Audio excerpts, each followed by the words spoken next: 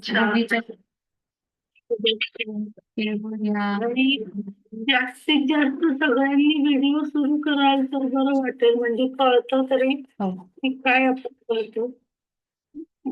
एक ऑफ असू देत, पण ज्यांना ज्यांना शक्य आहे त्यांनी व्हिडिओ चालू करतले. हो.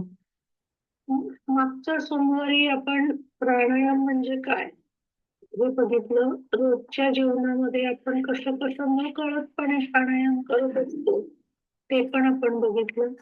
प्राणायाम करताना काय सावधानता बाळगायची आणि ती बाळगणं का आवश्यक आहे हे पण आपण बघितलं. त्याच्यानंतर प्राणायामाची 5 सूत्र जी पातंजली योग सूत्रामध्ये सांगितलेली आहेत ती आपण बघितली. पहिलं सूत्र हे प्राणायामाची व्याख्या आहे. मधली 2 सूत्र हे प्राणायामाचे प्रकार सांगितलेले आहेत आणि शेवटची 2 सूत्र हे प्राणायामाचे परिणाम सांगितलेले आहेत. आता आपण आपल्यासारखे सर्वसामान्य लोक असतात ना, त्यांना ते सूत्र नुसते वाचून नक्की करायचं काय हे काही कळत नाही. तर म्हणून मग आपल्याला हठप्रदीपिकेचा आधार घ्यावा लागतो, किंवा हठप्रदीपिकेची निर्मितीच तेवढ्यासाठी झालेली आहे की नक्की काय करायचं हे हठप्रदीपिकेमध्ये अगदी विस्ताराने आणि आपल्याला समजेल असं सांगितलेलं आहे. म्हणून आता आजचं आणि इथून पुढचं जे प्राणायामाचं आपण अभ्यास करणार आहोत तो हठप्रदीपिकेतला आहे. आणि डॉक्टर विश्वास मंडलिक यांचं प्राणायाम नावाचं पुस्तक आहे. त्या पुस्तकातलं बहुतेक सगळं घेतलेलं आहे. थोडस डॉक्टर मकरंद गोरे नावाचे एक होते योग तज्ञ म्हणा, कैवल्य धाम लोगावयाचं तिथे ते शिकवत होते. तर योगायोगाने 2-4दा मला त्यांचे लेक्चर्स ऐकण्याचा म्हणजे मिळाला चान्स. आणि अक्षरशः सायन्सच्या लेक्चरला बसल्यासारखं ते पूर्ण सायन्सच लेक्चर ते घेत होते. तर त्यांच्याही पुस्तकाचा थोडासा आधार घेतलेला आहे. तर आता हा एक पहिला श्लोक आहे आपला हठप्रदीपिकेतला. अथासने दृढे योगी वशीहितमिताशनाः गुरुपदिष्ट मार्गेण प्राणायामान समुद्यसे. हठप्रदीपिकेतल्या दुसऱ्या प्रकरणाचा 4था श्लोक आहे हा. कसा करायचा प्राणायाम हे सांगतायत स्वामी स्वात्माराम. अथासने दृढे योगी. आता आसनांचं सगळं वर्णन आपण बघितलेलं आहे. तर अशा आसनामध्ये दृढपणे बसून आपण प्राणायामाला सुरुवात करायची. त्याच्या पूर्वी काय करायचंय, वशीहितमिताशनाः म्हणजे सगळ्या इंद्रियांना वश करायचं आहे. म्हणजे डोळ्यांनी इकडे तिकडे बघायचं नाही, कानाने बाहेरचं काही ऐकायचं नाहीये. अशा प्रकारे सगळ्या इंद्रियांवरती आधी नियंत्रण आणून शीतकर आणि मित आहार घेऊन मग प्राणायामाला सुरुवात करायची आहे.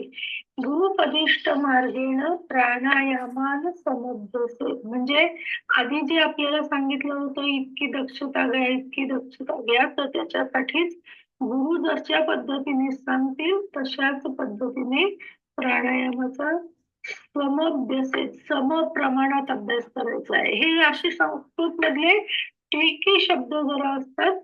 सम म्हणजे इक्वल हा जरी त्याचा अर्थ असला तरी प्रत्येकासाठी ते इक्वल वेगळं वेगळं आहे. म्हणजे मला जे सम आहे, मला जे योग्य आहे ते तुम्हाला नसेल, हिला योग्य ते तिला योग्य नाही.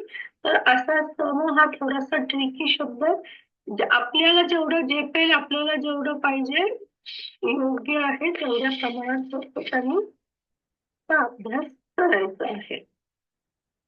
आता ऍक्च्युअली काय काळजी घ्यायची ते त्यांनी सांगितलेलं आहे. तर त्याचं नाव त्यांनी दिलंय प्राणायामाची गुणवैशिष्ट्ये. प्राणायामाचा अभ्यास शरीर व मन शांत व शिथिल असताना करावा. पोट रिकामे असावे. शरीराची प्राणवायूची आवश्यकता कमीत कमी असणे गरजेचे आहे. म्हणजे आता जसं आपण आसनांच्या याच्यात बघितलं की जेव्हा आपलं शरीर पूर्ण शिथिल झालेलं असतं, ते सगळ्या आपल्या पण सिस्टीम्स आपल्या शांत झालेल्या असतात, शांतपणे त्यांचं काम चालू असतं. म्हणजे जसं की ब्लड सर्क्युलेशन आहे, श्वसन आहे, हे जेव्हा शांतपणे चालू असतं, तेव्हा आपोआपच शरीराची ऑक्सिजनची गरज कमी होते आणि त्याच्यामुळे आपोआपच ब्रीथिंग रेट आपला लो होतो आणि मग प्राणायाम करायचा आहे.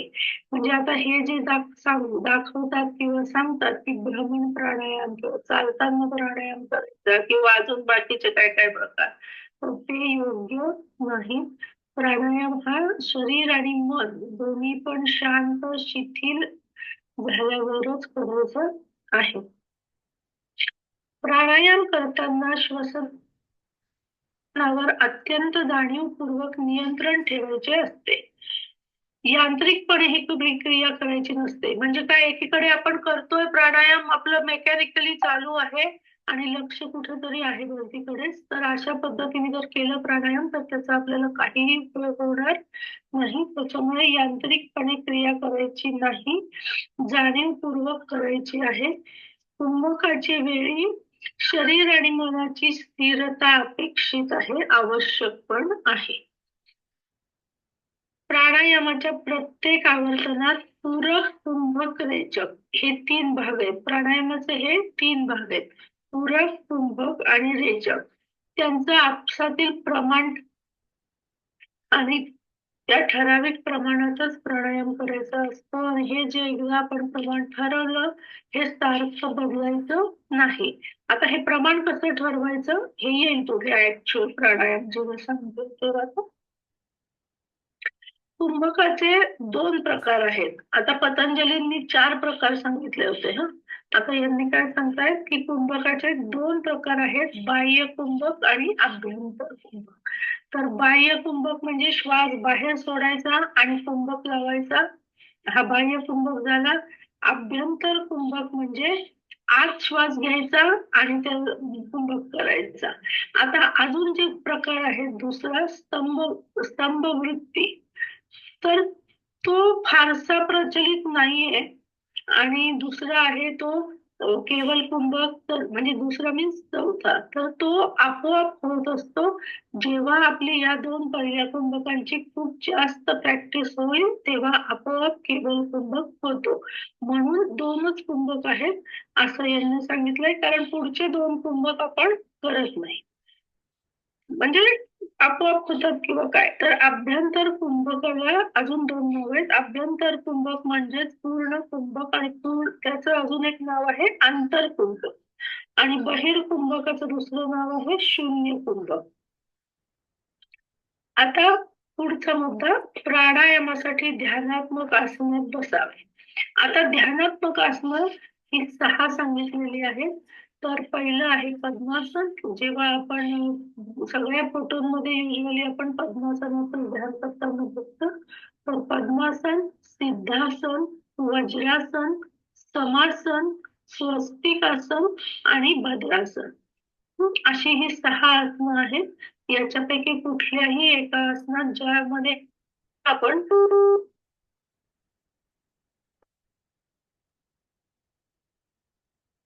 प्राणायाम करायचा. आता ह्या आसनांमध्येच का बसायला सांगितलेलं आहे, तर या आसनांमध्ये पाठीचा कडा ताठ राहतो. पद्मासन बघा, हे 6 पैकी कुठलंही एक आसन बघा, आपण जरी वाकून बसलेलो असलो तरी आपोआप आपली पाठ सरळ होते. हम्म. नंतर बैठक विस्तृत असते. पद्मासन, सिद्धासन याच्यामुळे मॅक्झिमम आपल्या स्टॅबिलिटी मिळते. आपल्या शरीराचा जो बसलेला भाग आहे त्याचा ट्रायंगल आपोआप तयार होतो या आसनांमध्ये आणि आपल्याला सगळ्यांना माहितीये किंवा सायन्स फिजिक्स पण सांगतं की triangle is the most stable pose. तर तो ट्रायंगल तयार होतो, आपण स्टेबल बसायला मदत होते. पाठीचा कणा ताठ राहिल्यामुळे श्वसन नियंत्रित करायला मदत होते आणि श्वसनेंद्रियांची हालचाल होते. बाकीचे जरी सगळे अवयव किंवा सगळे शरीर शांत असलं तरी प्राणायाम करताना श्वसनेंद्रिय म्हणजे काय, तर आपल्या छातीच्या बरगड्या, डायफ्रॅम याची हालचाल होते आणि ते हालचाल करणं या 6 पण आसनांमध्ये सोपं पडतं. म्हणून ही 6 आसनं सांगितलेली आहेत. वेदांमध्ये समकाय शिरोग्रीव अशी पोझिशन सांगितलेली आहे आसनं करताना. तर कृष्णाचा एक फोटो आपण बऱ्याच वेळा बघितलेला असेल, नसला तर मी पाठवते ग्रुपवरती. पद्मासनात श्रीकृष्ण बसलेले आहेत. त्यांची दोन्ही हातांची ज्ञान मुद्रा आहे आणि समकाय शिरोग्रीव म्हणजे डोक्यापासून पायांपर्यंत समस्थितीमध्ये आपलं शरीर असणं गरजेचं आहे. ते मी पाठवते. आता काय करायचं, पद्मासनात समजा आपण बसलोय किंवा कोणत्याही 6 आसनांपैकी, तर डाव्या हाताची ज्ञान मुद्रा करायची. म्हणजे अंगठा आणि त्याच्या शेजारचं जे बोट आहे त्याचे टिप्स नुसते टच करायचे, दाबायचे नाही. फक्त एकमेकाला टच करायचे आणि डाव्या हाताचं मुंडकं डाव्या गुडघ्यावर ठेवायचं. खूप वेळा अशी सवय असते लोकांना की हात असा सरळ ताठ करून ठेवतात आणि मग हाताला कळ लागते आणि मग होतं काय की प्राणायामकडे लक्ष कमी आणि हाताकडे लक्ष जास्त. म्हणून हात पण रेस्ट झाला पाहिजे गुडघ्यावरती. म्हणजे मग किती वेळ केला प्राणायाम तरी हाताला कळ लागत नाही. हे झालं डाव्या हाताचं. उजव्या हाताची प्रणव मुद्रा करायची. म्हणजे तर्जनी आणि मधलं बोट बंद करायचं. अंगठा उघडा आहे आणि अनामिका आणि करंगळी उघडी ठेवायची. ही झाली प्रणव मुद्रा. आता जेव्हा आपण ऍक्च्युअल प्राणायामाला सुरुवात करतो, अंगठा उजव्या नाकपुडीवर ठेवायचा, डाव्या नाकपुडीवर ही 2 बोटं ठेवायची. आता आपण नाकावरती कुठे ठेवायचा, तर इथे एक हाड आहे बघा, या हाडाच्या खाली अंगठा ठेवायचा किंवा ही दोन्ही बोटं पण हाडाच्या खाली ठेवायची आणि खूप जोरात दाबायची नाहीये, फक्त ठेवायचे. फक्त बंद करणं एवढाच पर्पज आहे. दाबणं हा आपला पर्पज नाही. तर असं प्रणव मुद्रेमध्ये आपण प्राणायाम करायचा आहे. त्याला कोणी कोणी लोक प्राणायाम मुद्रा पण म्हणतात. तर ज्यांना शक्य आहे त्यांनी डोळे बंद करायचे. डोळे बंद करायचं कारण एकच आहे की लक्ष आपलं बाहेर जाऊ नये. आता पूरकामध्ये श्वास घेणं आणि रेचकामध्ये श्वास सोडणं. पूरक म्हणजे श्वास घ्यायचा, रेचक म्हणजे श्वास सोडायचा. आता याची गती सम पाहिजे. हे बारीक बारीक गोष्टी आहेत त्या खूप महत्वाच्या आहेत. गती म्हणजे समजा आता आपल्याला 500 cc हवा आपण आत घेऊन बसलो, भस्कन उडायची नव्हे. ते अगदी एकाच गतीने श्वास घ्यायचा, एकाच गतीने सोडायचा. सोडताना सुद्धा भस्कन श्वास सोडायचा नाही, एकाच गतीने श्वास सोडायचा आहे. तर ही गती महत्वाची आहे. श्वास घेणे व सोडणे हे शांतपणे, हळुवारपणे, सहजतेने, कोणतीही घाई न करता करावे. श्वसनाचा जोर सर्व अवस्थांमध्ये एकसारखा असावा, त्यावर नीट नियंत्रण असावे.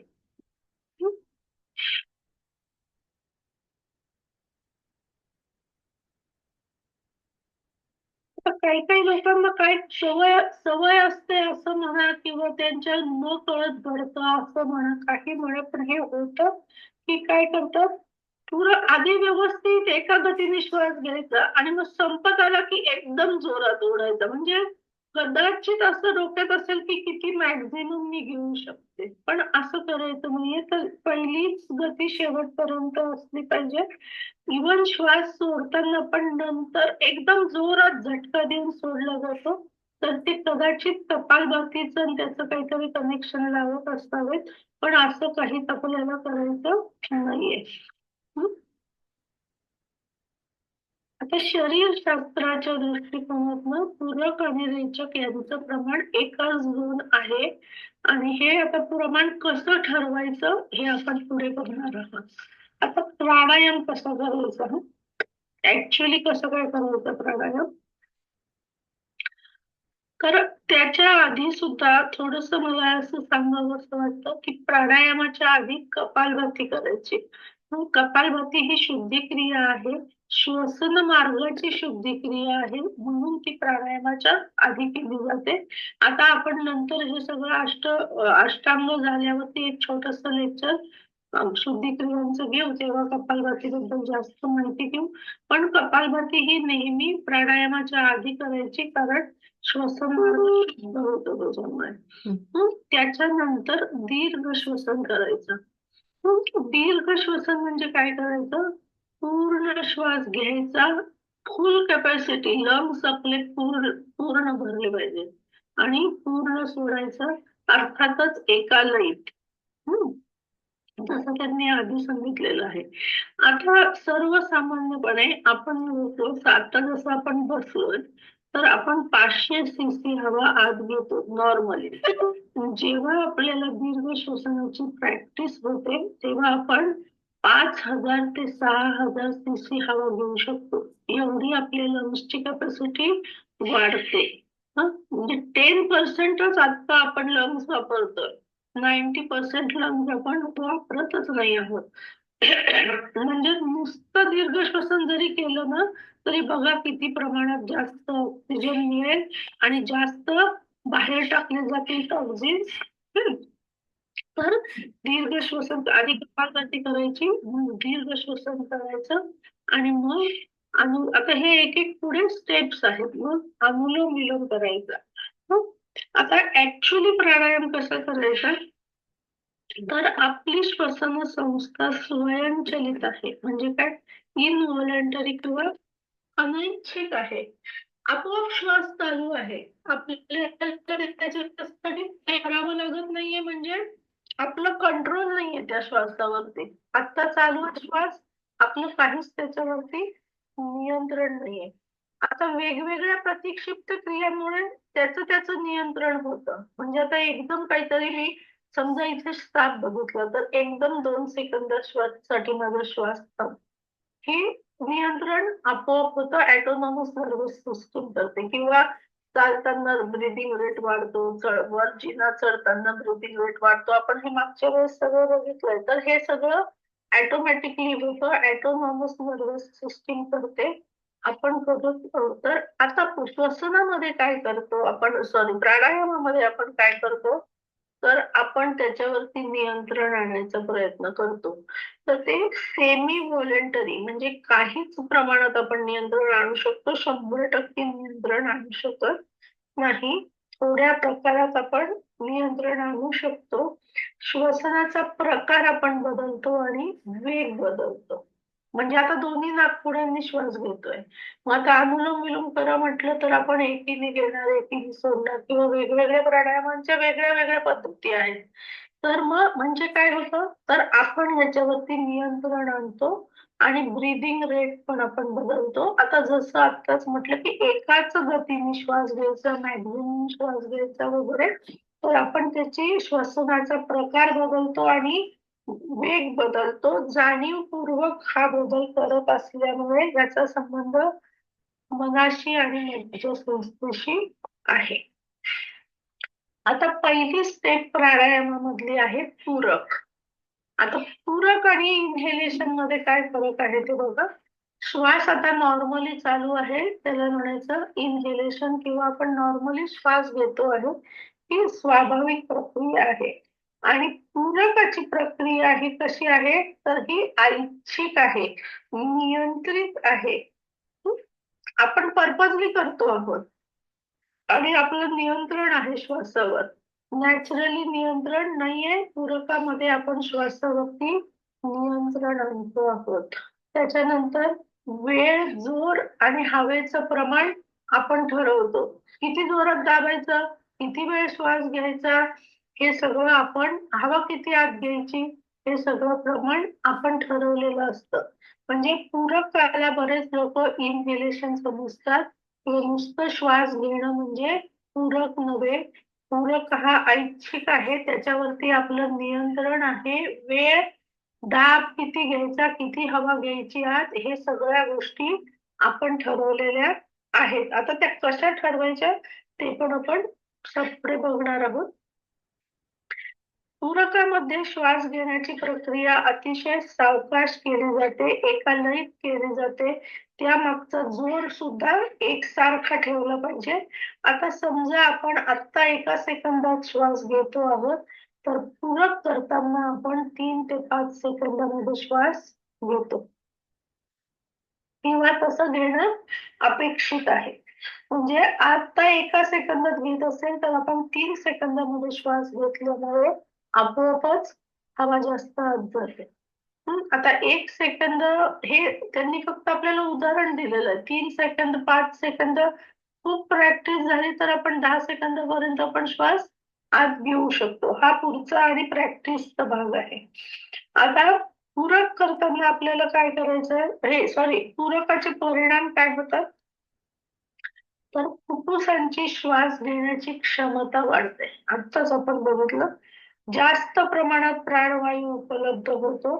ते फुफ्फुसांचे वायुकोश व रक्तवाहिन्या यांची अदलाबदल जी होते ती जास्त होते, कारण अवेलेबलच जास्त आहे ना, ऑक्सिजन जास्त प्रमाणात तिथे अवेलेबल आहे.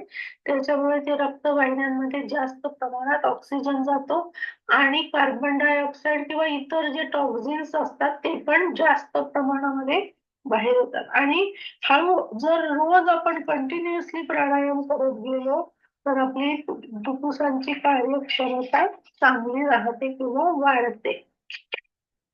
आता पूरक ही प्राणायामामधली पहिली स्टेप आहे. त्याच्यामुळे पूरकाचं जर प्रमाण योग्य असलं तरच कुंभक चांगला होतो आणि तरच रेचक पण बरोबर होतो. आता पूरक करताना आपण भरभर श्वास ओढून घेऊ शकतो. जसं 1 सेकंदाचं तर नॉर्मल आहे, 3, 5, 10 पर्यंतही आपण घेऊ शकतो. पण सोडणार कसा? कारण तो 10 सेकंद जर आपण श्वास घेतला तर 20 सेकंद श्वास सोडायला पाहिजे. तिथे आपली कॅपॅसिटी कमी पडते. म्हणून पूरकच आपण बरोबर करायचं आहे. त्याच्यामुळे बाकीचे तिन्ही पण पुढच्या गोष्टी व्यवस्थित होऊ शकतात. म्हणजे पूरक करताना आपल्याला जास्त काळजीपूर्वक केलं पाहिजे पूरक.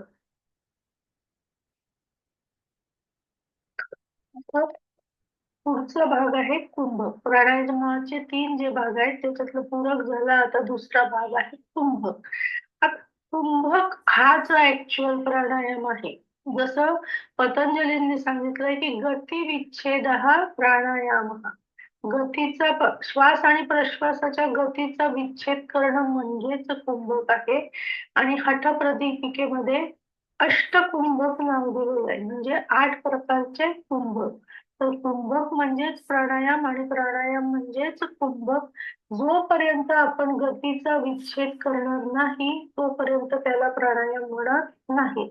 म्हणजे अनुलोम विलोम हा प्राणायाम नाही, दीर्घ श्वसन हे प्राणायाम नाही, कपालभाती हा प्राणायाम नाही. म्हणजे पतंजलींच्या डेफिनेशन मध्ये हे बसत नाही जोपर्यंत आपण कुंभक करत नाही तोपर्यंत. आता पूरकानंतर केला जातो त्याला आंतरकुंभक म्हणतात. म्हणजे आत श्वास घेतलाय पूरक म्हणजे, आणि त्याच्यानंतर कुंभक लावला की त्याला आंतरकुंभक म्हणतात. श्वास सोडून जेव्हा आपण करतो त्याला बहिर्कुंभक म्हणतात. आता जेव्हा आपण पूरक करतो तेव्हा आपण आपल्या फुल कॅपॅसिटीने श्वास आत घेतलेला असतो. म्हणजे आता समजा 500 पेक्षा माझी जर समजा 1000 कॅपॅसिटी झाली लंग्सची, तर मी ते फुल 1000 cc माझ्या लंग्स मध्ये ती हवा आहे. तेव्हा म्हणजे त्या फुफ्फुसांवरती तेवढ्या प्रमाणात तो दाब पडलेला असतो किंवा ते एक्सपांड होतात, त्याच्यामुळे तो दाब पडलेला असतो. आणि तो दाब कुंभकामध्ये मेंटेन केला जातो. म्हणजे कुंभक करणं का गरजेचं आहे ते सांगता येतात.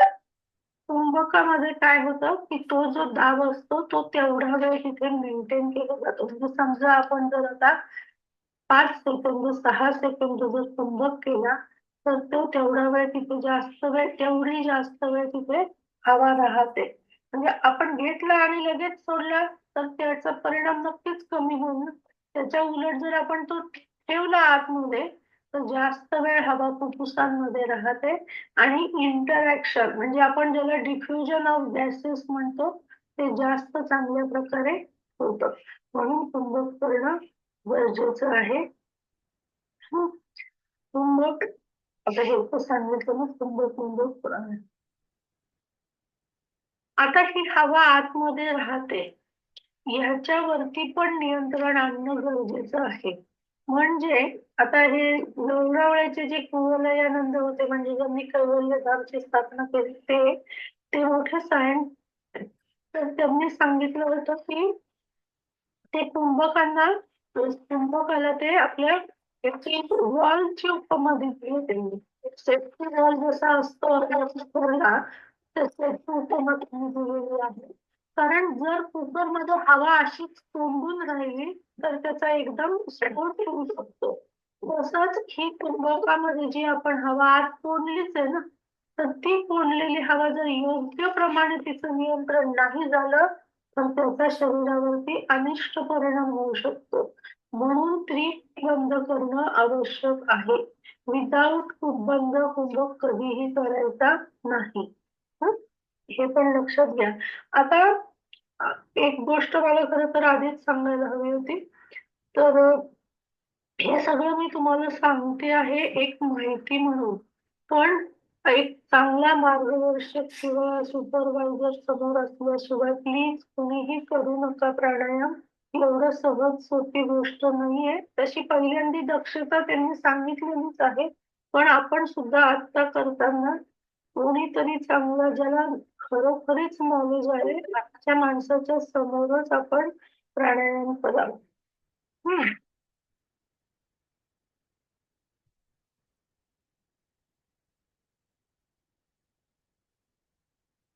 हा दाब जर नियंत्रित नाही ठेवला, म्हणजे जो हवेचा दाब तयार झालेला आहे फुफ्फुसांवरती, हा दाब जर आपण नियंत्रित ठेवला नाही तर छातीतले अवयव, पोटातले अवयव, म्हणजे सगळेच अवयव झाले, मज्जासंस्था व संस्था यांच्यावरती दुष्परिणाम होतात. म्हणून बंधांशिवाय प्राणायाम करणे धोकादायक आहे. आता बंद करायचे म्हणजे कोणते करायचे? तर हठप्रतिपिकेमध्येच मुद्रा नावाचं एक चॅप्टर आहे आणि 10 मुद्रा त्यांनी सांगितलेल्या आहेत. म्हणजे जसं आता आपण केली की ज्ञान मुद्रा, प्रणव मुद्रा, तशा 10 मुद्रा सांगितलेल्या आहेत. तर त्या मुद्रांच्या चॅप्टर मध्येच हे बंद येतात. म्हणजे हे 3 बंद आपण करतो प्राणायामामध्ये, तर हे तिन्ही बंद पण मुद्रांच्या चॅप्टर मध्ये. आता या तिन्ही बंधांचे सेपरेट सेपरेट पण आपल्याला परिणाम दिसतात. पण आपण प्राणायामाच्या दृष्टिकोनातून करणार आहोत आणि का करायचे ते समजलेलं आहे. तर त्याचे इंडिपेंडंट पण फायदे होतात. म्हणजे नुसतं जालंधर बंद केलं तरी पण त्याचा फायदा आहे, नुसतं मूल बंद केलं तरी पण त्याचा फायदा आहे, पण एकत्र प्राणायामामध्ये करायचे आहे. तर आता जालंधर बंद कसा करायचा? तर जे ध्यानात्मक आसनामध्ये आपण बसलेलो आहोत ते कोणतंही ध्यानात्मक आसन, पूर्व स्थिती आहे त्याची, बंद स्थिती. आता इथे थोडस कन्फ्युजन होण्याची शक्यता आहे. जेव्हा आपण नुसतं करतो, नुसतं म्हणजे सेपरेट प्राणायाम होतो ज्या वेळेस नाही, आधी नंतर केवळ जेव्हा करतो नुसता, तेव्हा श्वास सोडून जालंधर बंद करायचा आहे, किंवा हे तिन्ही बंद पण श्वास सोडून करायचे. आणि जेव्हा आपण प्राणायामामध्ये करतो, अंतर्कुंभकाचे सगळे प्रकार आपण करतो, त्याच्यामुळे श्वास घेतल्यानंतर बंद व्हायचा आहे. तर ह्याच्यात काही कन्फ्युजन होऊ देऊ नका. आता आपण ह्यांनी नुसतं कसं करायचं ते सांगितलंय आणि श्वास सोडायचा. नुसतं जेव्हा करतो तेव्हा, म्हणजे जेव्हा मुद्रा या फॉर्म मध्ये आपण करतो. आता मानेचे स्नायू आकुंचन करून हनुवटी, एकच मिनिट मी हे जरा उभं करते म्हणजे मला करून दाखवता येईल.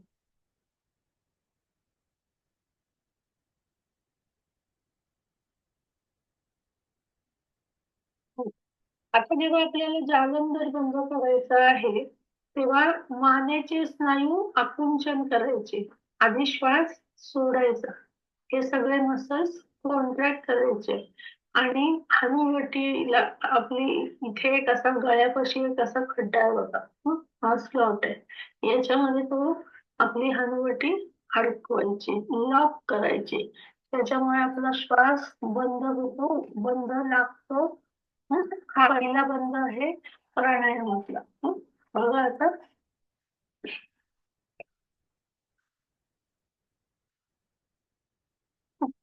आपली कॅपॅसिटी जेवढी आहे तेवढा तो ठेवायचा. 2 सेकंद 3 सेकंद किती जेवढी काय कॅपॅसिटी असेल त्याप्रमाणे. आता खूप वेळा चुकून नुसती मान खाली घातली म्हणजे बंद लागला असं होत नाही. हे सगळे मसल्स कॉन्ट्रॅक्ट करणं गरजेचं आहे.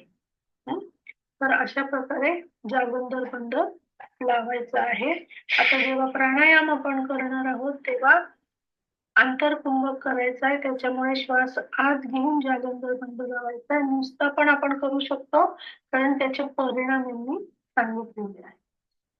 आता काय होतं ते बघा. शरीरामध्ये काय होतं तर मानेची मागची बाजू ताणली जाते. कारण अशी मान आपण केल्यामुळे आपोआपच मागच्या बाजूला ताण बसतो आणि त्याच्यामुळे काय होतं पाठीचा कणा किंचित वर उचलला जातो आणि त्या पाठीच्या कण्यावरती ताण येतो. पाठीच्या कण्यावरती ताण येतो म्हणजे कशावर ताण येतो तर मज्जारज्जूवरती ताण येतो. आपल्याला माहितीये की आपले जे वर्टिब्राज आहेत त्याच्या आतमधून मज्जारज्जू जातो तर त्याच्यावरती ताण येतो. त्यामुळे त्या मज्जारज्जूचा रक्तप्रवाह सुधारतो. फार कमी अशा प्रक्रिया आहेत की ज्याच्यामुळे डायरेक्ट मज्जारज्जूवर परिणाम होतो. त्याच्यातली एक आहे जालंधर बंद. तर त्याच्यामुळे मज्जारज्जूचा रक्तप्रवाह सुधारतो आणि त्याची कार्यक्षमता वाढते. दुसरा परिणाम असा होतो जालंधर बंदाचा की रक्तदाब कमी होतो. म्हणजे ज्यांचं जास्त असेल त्यांचं कमी होतो. कमी किंवा नॉर्मल असलेल्यांचं कमी होत नाही. Yoga is a process of normalization. आता रक्तदाब का कमी होतो तर इथे आपण दाब दिल्यामुळे ब्रेनचा ब्लड फ्लो काही प्रमाणात कमी होतो आणि त्याच्यामुळे ब्रेनचं कार्य स्लो डाऊन होतं. विचार थांबतात आणि त्याच्यामुळे ब्लड प्रेशर कमी व्हायला मदत मिळते.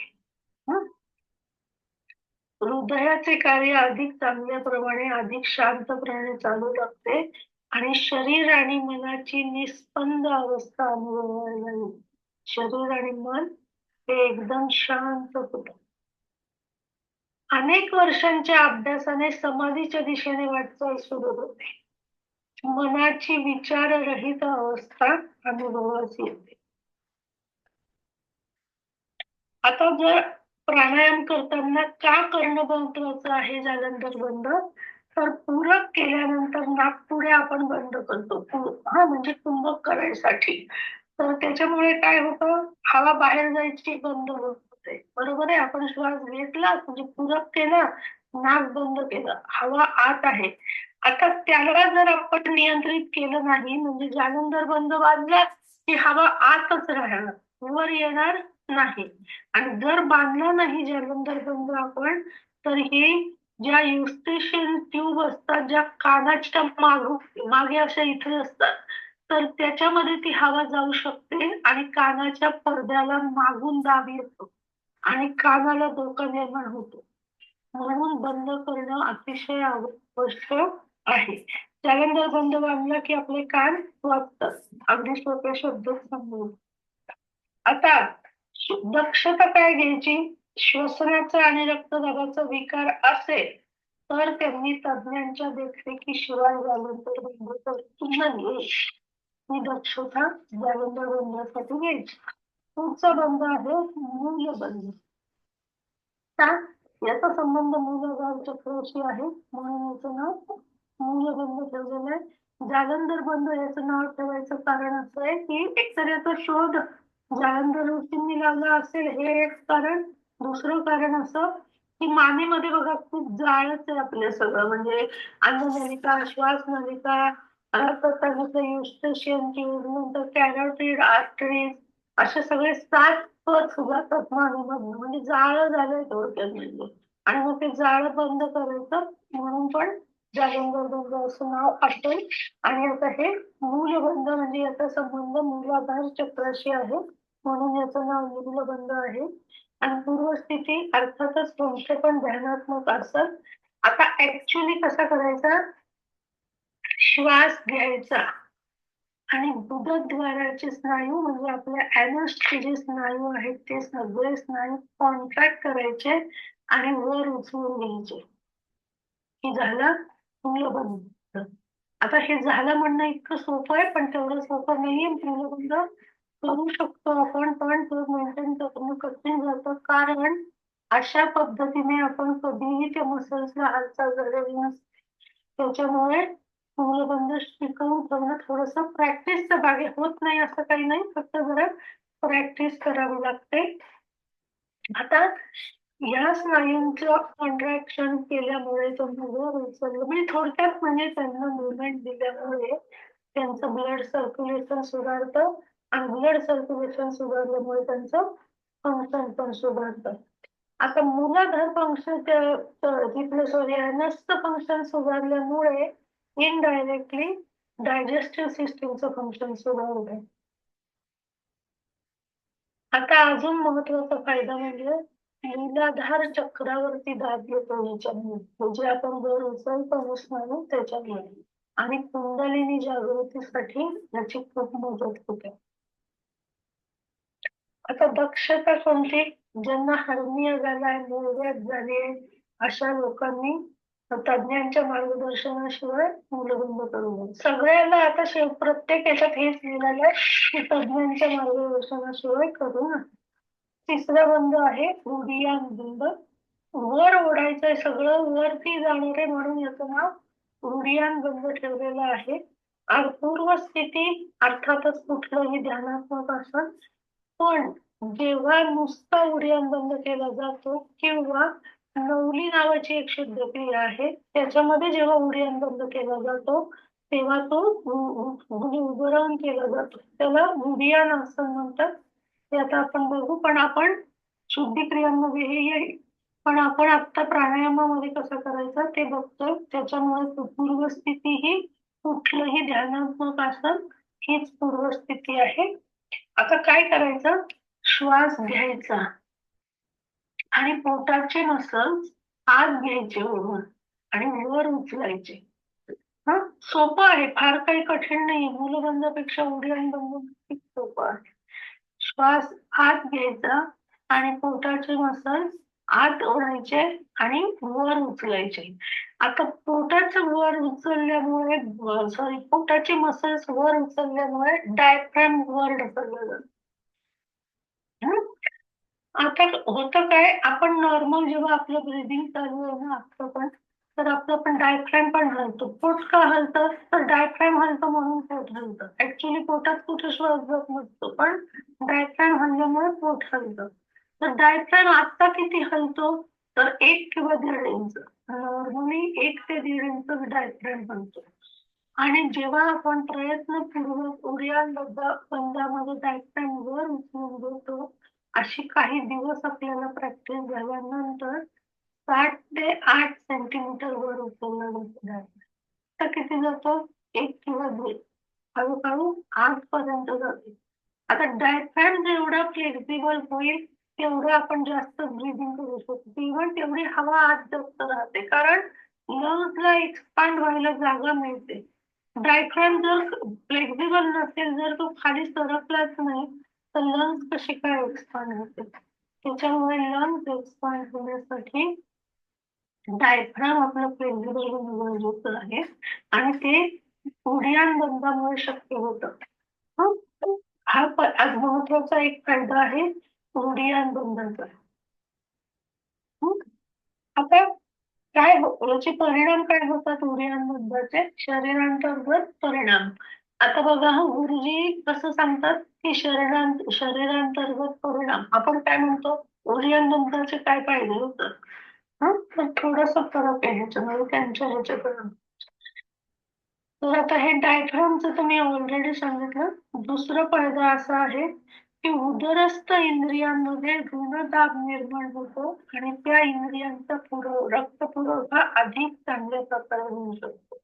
म्हणजे उदरस्थ इंद्रिय म्हणजे काय? तर पोटाच्या आतमध्ये जी काही म्हणजे काय, डायजेस्टिव्ह सिस्टीम पहिली आहे, दुसरी आहे एक्सक्रिटरी सिस्टीम, तिसरी आहे रिप्रोडक्टिव्ह सिस्टीम.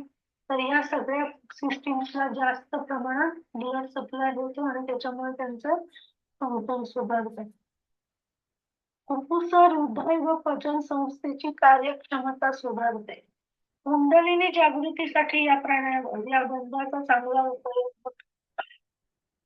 प्राणायामामध्ये निर्माण होणारे हवेचे दाब योग्य दिशेने कार्यान्वित केल्यामुळे या बंधाचे महत्व अनन्यसाधारण आहे. कारण आता वरून थोडस आपण आता एक आणि एक हे पूर्ण करते मग आपण नीट समजून घेऊ. आता दक्षता कुणी करायचा नाही उडियान बंद. पोटाचे विकार, हृदयविकार, हार्निया, रक्तभिसरणामध्ये दोष असे विकार असल्यास या बंधाचा अभ्यास करू नये. आता त्रिबंध किंवा महाबंध म्हटलेलं आहे याला. आता हे एकदा सांगते आणि मग नक्की काय करायचं ते सांगते. तर त्रिबंध म्हणजे काय, तर तिन्ही बंध ऍट अ टाइम लावायचं. आपण हे सेपरेट सेपरेट लावलेले आहे बघितलंय आणि आता एकत्र लावले तर त्याला त्रिबंध म्हणतात किंवा महाबंध म्हणतात. प्राणायाम करताना काय करायचंय, श्वास आत घ्यायचा म्हणजे पूरक करायचा, त्याच्यानंतर जालंधर बंद लावायचा, त्याच्यानंतर मूलबंद लावायचा, त्याच्यानंतर उडियान बंद लावायचा. मग ह्या स्थितीमध्ये आपल्या कॅपॅसिटी प्रमाणे काही वेळ थांबायचं आणि त्याच्यानंतर आधी उडियान बंद सोडायचा, मग मूलबंद सोडायचा आणि मग जालंधर बंद सोडायचा. हा क्रम सगळा महत्वाचा आहे. आणि मग रेचक करायचा म्हणजे मग श्वास सोडायचा. आता अंजुताई तुझं हा आता कसं होणार आहे बघा हा प्राणायामाची प्रोसेस. आपण पूरक केला, मग जालंधर बंद लावला, मग मूल बंद लावला, मग उडियान बंद लावला. म्हणजे आपण जी हवा आत घेतली ना ती जालंधर बंदामुळे वर जाऊ शकत नाही. खालून आपण उडियान बंद लावलाय त्याच्यामुळे ती खाली पण जाऊ शकत नाही. ती मध्ये अशी आपण कॉम्प्रेस केली किंवा दाबून धरली किंवा कोंडून ठेवलेली आहे. ती लंग्स मध्येच फक्त ती हवा राहिली पाहिजे आणि त्याच्यामुळे काय होतं तर डिफ्युजन ऑफ गॅसेस चांगल्या प्रकारे होतं. लंग्सची पण कॅपॅसिटी जास्त वाढते आणि मूलबंध त्या उडियान बंदाला सपोर्ट करतो. म्हणजे उडियान बंदात ऑलरेडी आपलं सगळं वरती गेलेलंच आहे, पोट, छाती आणि मग त्याला आणखी मूलबंध करतो. म्हणजे ती पूर्ण कॉम्प्रेस होते हवा आतमध्ये फुफ्फुसांमध्ये आणि त्याचं मॅक्झिमम युटिलायझेशन आपण करू शकतो. त्याच्यासाठी त्रिबंधचा हा एक फायदा अजून आहे.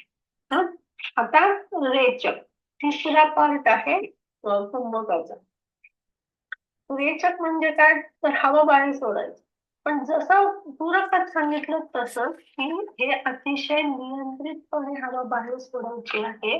आणि आपण जेव्हा लक्षपूर्वक करतो ना तेव्हा आपल्याला असं लक्षात येतं की घेणं सोपं पण सोडायला जास्त नियंत्रण लागतं. म्हणजे रेचक करायला मसलचं खूप नियंत्रण असणं गरजेचं आहे. म्हणून आधी रेचकाचं प्रमाण करायचं. आता प्राणायाम जे आपल्याला प्रमाणात करायला सांगितलेलं आहे ना ते प्रमाण कसं काढायचं, तर आधी रेचकाचं प्रमाण काढायचं. कारण सोडताना हवेवरती त्या नियंत्रण आणणं जास्त कठीण आहे. म्हणून आधी काही दिवस नॅचरली जसं पूरक होतोय तसं जसं रेचक होतोय तसं मग थोडी त्याची प्रॅक्टिस झाल्याच्या नंतर रेचक रेचक किती वेळ होतो आपला, तर 1 सेकंद, 2 सेकंद, 4 सेकंद असं ते मोजायचं म्हणजे आपण मोजायचं नाही तर त्याचे आपल्या फोन मध्ये पण आता सगळं सुरू आहे, फोन मध्ये लावायचं आणि मोजायचं. तर समजा आता आपल्याला 4 सेकंद लागले श्वास सोडायला म्हणजे रेचकाला 4 सेकंद लागले, तर मग पूरक किती करायचा, 2 सेकंद करायचा. 1:2 प्रपोर्शन आहे. 13व्या शतकामध्ये स्वामी स्वप्नारामांनी हे प्रपोर्शन ठरवलं. त्याच्यानंतर कुणालाही आजपर्यंत त्याच्यामध्ये चेंज करायची गरज जाणवली नाही, ते परफेक्ट आहे. तर पूरक आणि रेचकाचं प्रमाण हे 1:2 आहे. आता कुंभकाचं प्रमाण कसं करायचं, तर आधी काही दिवस रेचकाची छान प्रॅक्टिस करायची. आपल्याला जमायला लागलं 1:2 की मग कुंभक नंतरच सुरू करायचं आहे आणि नंतर कुंभक सुरू केल्यानंतर कुंभक हा 1:4:2 म्हणजे दर 2 सेकंद आपण पूरक केला तर आपल्याला 8 सेकंद कुंभक करायचा आहे आणि 4 सेकंद रेचक करायचा आहे. हे प्रमाण म्हणून पूरक एकदम खूप घ्यायचं नाही श्वास, कारण पुढचं सगळं प्रमाण आपल्याला जमलं पाहिजे.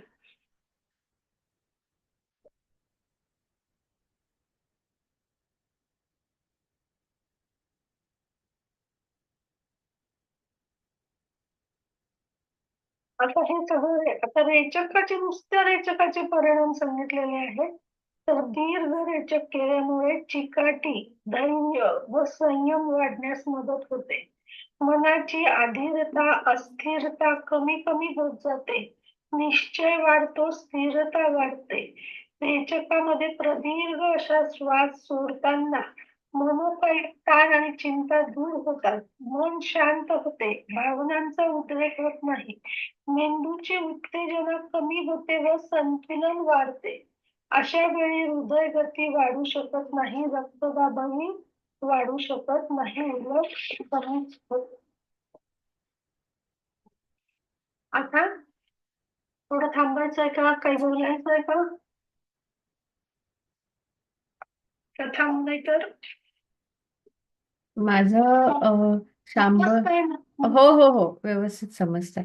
आता शांभवीमध्ये हा त्रिबंध जो आहे तो आधी अंतर्कुंभक आणि मग नंतर असं सांगितलं की मूलबंध कायम ठेवायचा, म्हणजे दोन्ही बंध कायम ठेवायचे आणि बहिर्कुंभक करायचा आणि परत थांबायचं. असं त्याला त्यांनी शांभवी महामुद्रा असं म्हटलंय. तर त्यामध्ये माझा पुष्कळ वेळा रेचक करताना मूलबंध सुटतो माझा. तर मग तो परत लावायचा का का थांबायचा ते मला कळत नाही. परत लावून बहिर्कुंभक करायचं का?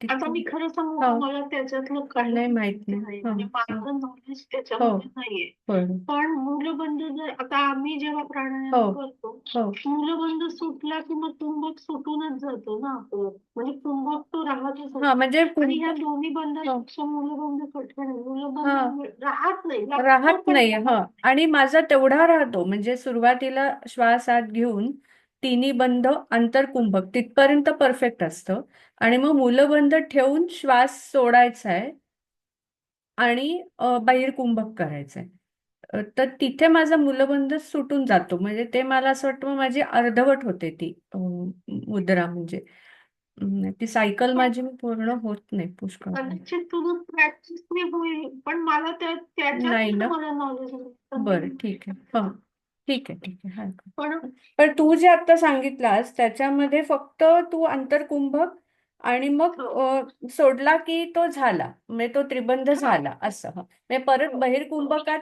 तो बंध नाहीये तुझा एकत्र करत नाही. हा हठ प्रदीपिकेमध्ये ठीक आहे. किंवा आपलं जे हठयोग जो हो आहे त्याच्यामध्ये एकत्र करत नाही. एकत्र करत नाही. बहिर्कुंभक एकतर करून घ्यायचं, मग नंतर अंतर्कुंभक करायचं. हा तर हे तुम्ही जे करायला तुम्ही करताय ते हो दोन्ही एकत्र हा करताय. दोन्ही एकत्र, followed one after the other.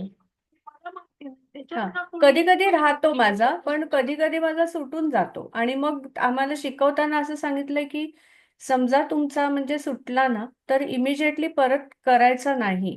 म्हणजे तुमचा जर अंतर्कुंभक नीट लागला नाही काही तर रिपीट नाही करायचा तो, असं सांगितलं ना ग ताई. ओके. हं. आणि तू सतरंजीवर हो बसतोस ना का नाही गादीवर नाही बसतोस? नाही नाही, खाली सतरंजी जाजमावरती. हो गादीवर आणि खुर्चीवर बसलो ना तर मुलं बंद लागत नाही लागतच किंवा नाही. हो हो सेकंदात हो हो होतं. बरोबर. हं. खाली सतरंजी खाली हो हो जाजमावरती बस. ठीक आहे. हा बाकी तर कळलं व्यवस्थित. ओके. हम्म. आता प्राणायामाच्या तयारीमध्ये हा आधी प्रत्यक्ष प्राणायाम कसा करायचा ते आपण बघितलं. दीर्घ श्वसन, त्याच्या आधी कपालभाती, मग दीर्घ श्वसन, मग अनुलोम विलोम. आता अनुलोम विलोम सुद्धा तयारीमध्येच त्यांनी घेतलेलं आहे, कारण गती विच्छेद होत नाही अनुलोम विलोम मध्ये. डाव्या नाकपुडीने श्वास घ्यायचा, उजवीने सोडायचा, उजवीने घ्यायचा, डावीने सोडायचा. हे एक आवर्तन झालं. असे आपल्या कॅपॅसिटीप्रमाणे आपण किती पण आवर्तन करू शकतो. आणि आता अनुलोम विलोम मध्ये जेव्हा आपण कुंभक करतो तेव्हा त्याला त्यांनी नाडी शुद्धी प्राणायाम म्हटलेलं आहे. आता नाडी शुद्धी प्राणायाम सुद्धा प्राणायामाची तयारीमध्ये त्यांनी घेतलेला आहे. अष्टकुंभकांमध्ये तो येत नाही. हं? आता आपण नाडी शुद्धीपर्यंत घेऊया आणि मग थांबूया आज. मी तुला पुढच्या वेळेस अष्टकुंभक आपल्याला घेता येईल. आता अनुलोम विलोम झाला. आता नाडी शुद्धी प्राणायाम कसा करायचा. तर अनुलोम विलोम मध्ये बंद करायचे, अगदी साधं सरळ सोपं रेषेमध्ये. तर आता हे सगळं त्याच्यामध्ये आलं की योग्य ते आसन, पाठीचा कंपाळ, डाव्या हाताची ज्ञान मुद्रा, उजव्या हाताची प्रणव मुद्रा. आता उजव्या नाकपुडीने उजवी बंद करायची, डाव्या नाकपुडीने श्वास घ्यायचा, तिन्ही बंद लावायची क्रमाने, तिन्ही बंद क्रमाने सोडायचे आणि मग डावीकडनं श्वास सोडायचा. उजवीकडनं श्वास सोडायचा, मग उजव्या नाकपुडीने श्वास घ्यायचा, तिन्ही बंद लावायचे, तिन्ही बंद सोडायचे आणि मग डावीकडनं सोडायचा. हे झालं एक अवस्था.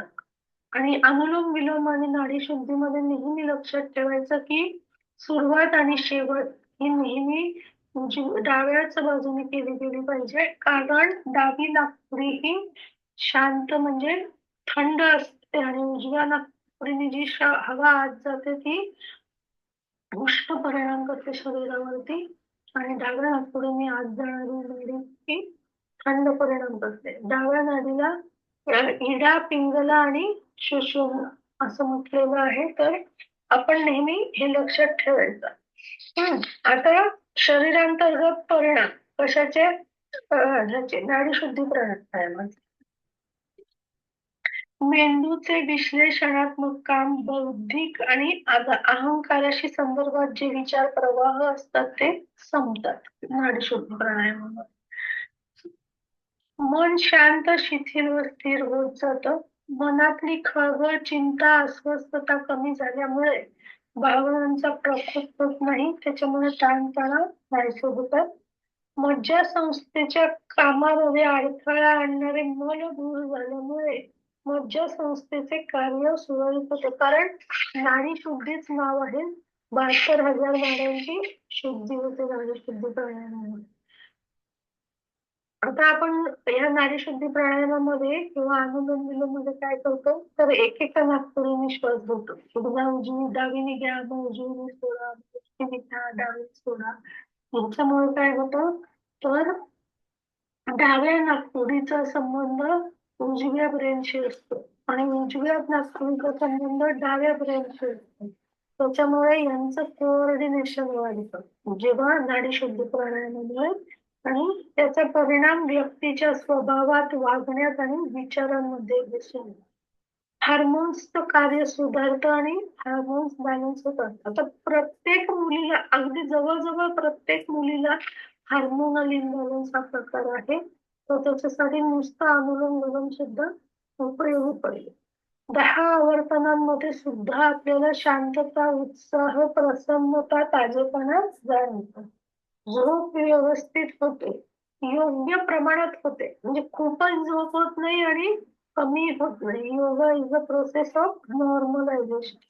आकलन शक्ती वाढते, विचारांमध्ये प्रगल्भता येते, विवेक उत्तम होतो, चिकाटी आणि दृढता वाढते आणि स्मरणशक्ती वाढते. आता हे सगळं आतापर्यंत प्राणायाम नक्की कसा करायचा आणि प्राणायामाची तयारी म्हणजे ह्याच्या अंतर्गत जी आपण आधी बाहेरची बघितली, आता ही ह्याचं काय ऍक्च्युअली करायचं ते बघितलं. आता नेक्स्ट टाइम अष्टकुंभ करणं आपण सुरुवात करूया. हं, तुम्हाला काय चालेल. बोलायचं आहे का? तुम्ही मला